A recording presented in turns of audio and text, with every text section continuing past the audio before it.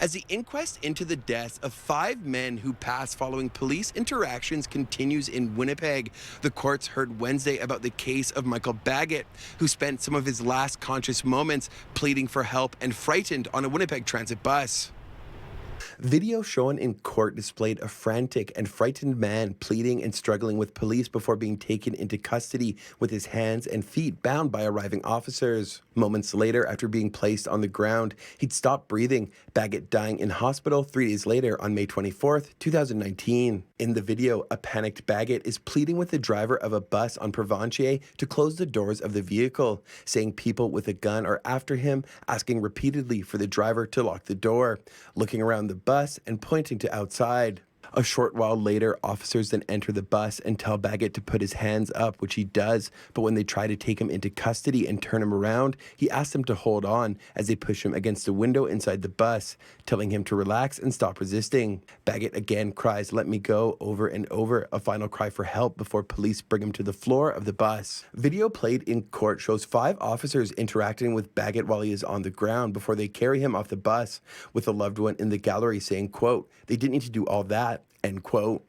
The IIU contributing Baggett's collapse to suspected excited delirium, with video of the outside of the bus showing him laying on the ground where he's essentially motionless. Officers are standing or kneeling at his side, but no life-saving efforts are being made until the arrival of paramedics. In Baggett's death, as well as the death of Patrick Gagne and Matthew Fozanov, excited delirium, an elevated state of agitation, is cited as a factor in the final reports by the Independent Investigation Unit of Manitoba. But it's a diagnosis many doctors are now calling problematic. It's not really an accurate term in medicine. It's a catch-all. Just last month, the American College of Emergency Room Physicians announced the use of the term is no longer acceptable, as its previous stance, detailed in a 2009 paper, does not align with the, quote, "most recent science and better understanding of the issues surrounding hyperactive delirium," end quote. And as a result, the term should, quote, "not be used among the wider medical and public health community, law enforcement organizations, and ACEP members acting as expert witnesses testifying in relevant civil or criminal litigation," end quote. President of the Canadian Association of Emergency Physicians, Michael Howlett, says it's a term that should not be used in Canada as well. The term itself doesn't really mean anything medically. Dr. Howlett says there could be a variety of other underlying circumstances or conditions that may be missed once the term is applied as a factor to a person's death.